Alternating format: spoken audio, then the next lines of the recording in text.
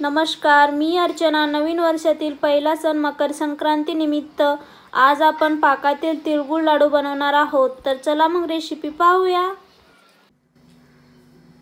त्यासाठी मी इथे 1 वाटी पांढरे तीळ घेतलेले आहेत, अर्धी वाटी शेंगदाणे, 1 वाटी गूळ बारीक करून घेतलाय, 2 चमचे तूप आणि 2 चमचे पाणी घेतलेले आहे। सर्वप्रथम आपण हे तीळ आणि शेंगदाणे छान भाजून घेऊ।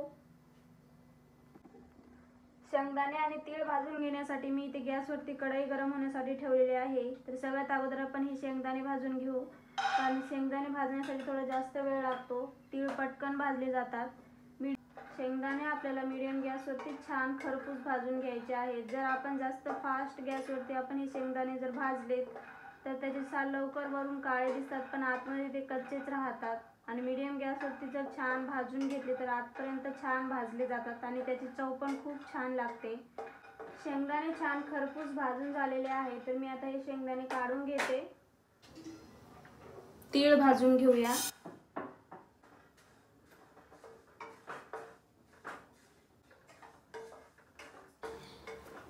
तीळ पण छान भाजून झालेले आहे, तर मी आता गॅस बंद करते आणि तीळ थंड होण्यासाठी काढून ठेवते। शेंगदाणे आणि तीळ थंड होत आहे, तर आपण पाक बनवून घेऊया। त्यासाठी मी इथे कढईमध्ये तूप टाकून घेतलेले आहे। 1 वाटी गूळ यामध्ये टाकून घेऊ। आपल्याला विरघळून घ्यायचा आहे पूर्ण।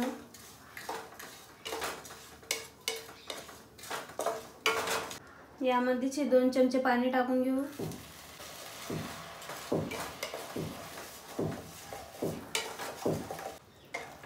पाक आपला परफेक्ट शिजलाय की नाही ते चेक करण्यासाठी एका वाटीमध्ये पाणी घ्यायचं आणि पाक 1 ते 2 थेंब त्यामध्ये टाकून बघायचा आणि बोटाच्या सहाय्याने असे त्याचा गोळा तयार होते का बघायचा। तुम्ही पाहू शकता अशा पद्धतीचा, म्हणजे समजून जायचं आपला पाक परफेक्ट झाला आहे। तर गॅस बंद करते।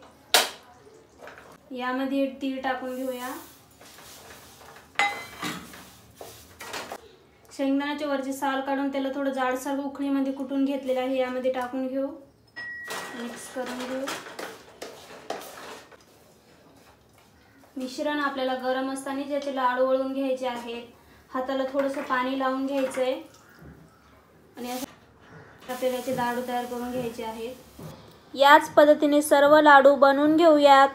तयार केलेले सर्व लाडू एका प्लेटमध्ये काढून घेऊ। मकर संक्रांती निमित्त पाकातील तिळगुळ लाडू बनवून तयार आहेत। तुम्हीही या मकर संक्रांतीला नक्की बनवून बघा। व्हिडिओ आवडल्यास व्हिडिओला लाईक, शेअर आणि चॅनलला सबस्क्राईब नक्की करा।